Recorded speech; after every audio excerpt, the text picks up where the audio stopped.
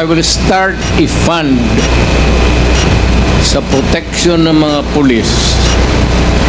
I'm putting up 1 million.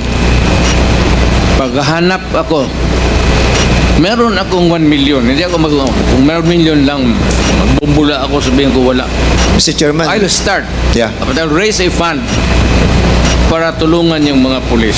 Mr. President. And I will personally appear in court. Ako mismo ang mag-defense counsel nila.